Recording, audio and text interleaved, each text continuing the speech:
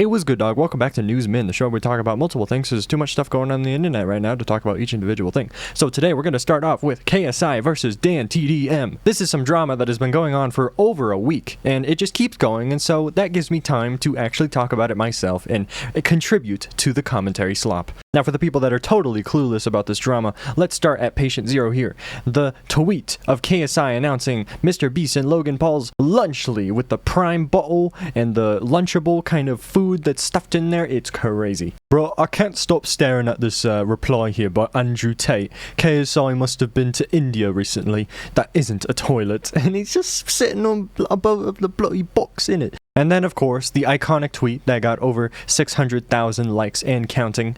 What happened to YouTubers, man? I can't not say anything anymore. This is selling crap to kids who don't know any better than to trust the people who are selling it to them. And then he claps back with the toy, looks like crap to me. And so it just goes on and on and on. And even when Mark-ass Brownlee had his whole drama with that app with the wallpapers and stuff, KSI starts quoting Dantdm and stuff just to like mock him, like saying, oh, I'm the bad guy for selling Prime and snacks to kids that are better than Lunchables. Look at Mark-ass Brownlee, he's stealing money from dumb people because they want an animated wallpaper on their phone. Look at him. And then he posts this fake apology, but it's just a pre-save link for the song, but now it just shows the music video, which has an Easter egg at the end of this ad here. Look at the diamond. Oh my gosh, absolute rent-free. It seems like the only person defending KSI is FaZe Banks here. Banks, how could you?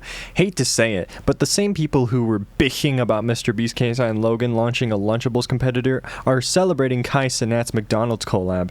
For the record, I think both are great, just some of you are so painfully fake, it's impossible to not call out. Molly's not really defending him, but like, he's being really nice to KSI. You're not supposed to be nice to KSI, Banks. I thought you knew better. And so for our latest update, ayo, Dantdm, why don't you come over to Sidecast? Let's talk this out like men. KSI has to be the most childish 31-year-old I've seen. Dantdm made a single tweet and is living rent-free in his head. Dantdm versus KSI fight scene leak.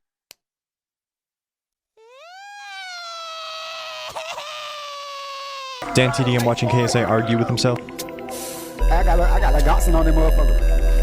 Fuck. KSI trying to beef while Dantdm just living life.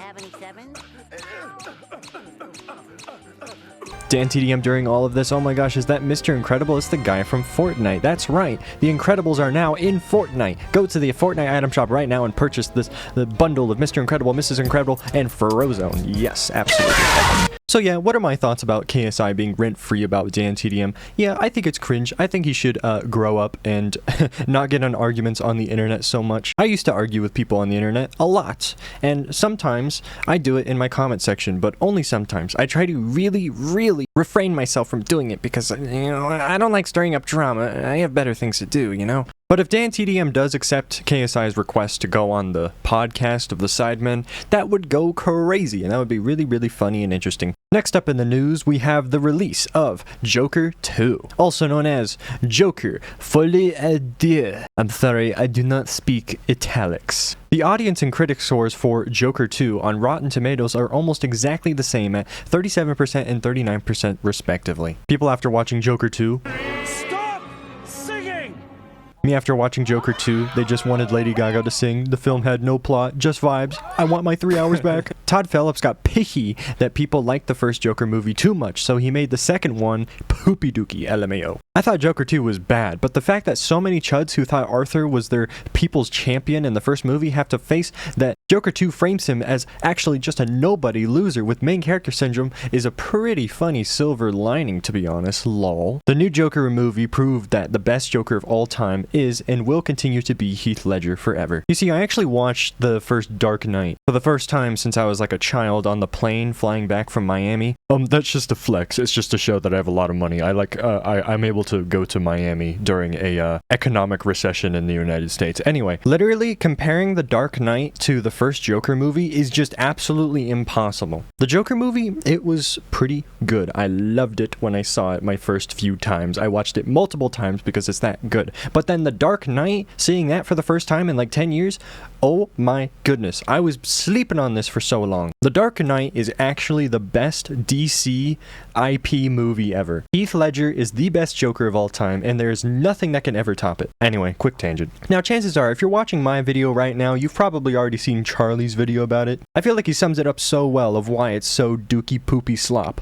I actually saw the movie myself last night, and gosh dang it, it's so much worse than I could have possibly imagined. Solid 5 out of 10 movie. It is just absolutely pathetic. Now, we all know that the first Joker movie did not need to have a sequel. The story was already perfect, and the only reason why they made a sequel in the end is for more money. It's always about the money! But hey, at least the Penguin series on HBO is actually good. I've only seen the first episode. I'm gonna watch the second episode pretty soon. I just don't really have that much time right now. And the Batman 2 is supposed to come out next year, I'm pretty sure. And I'm so excited for that. I'm excited to see Robert Pattinson come back. He is so schmexy. He is my #1 Sigma. Other than Ryan Gosling. For the final segment in the news today, I'm sure a lot of you have heard about Hurricane Helene. I'm sorry, whenever I see the word Helene, I keep on thinking of My Chemical Romance's Helena music video in it. Now, if you're American, you know all about the hurricanes that happen in the Deep South. I personally have never experienced a hurricane, but every single year, whenever it's hurricane season, I hear about these things, and I'm like, wow,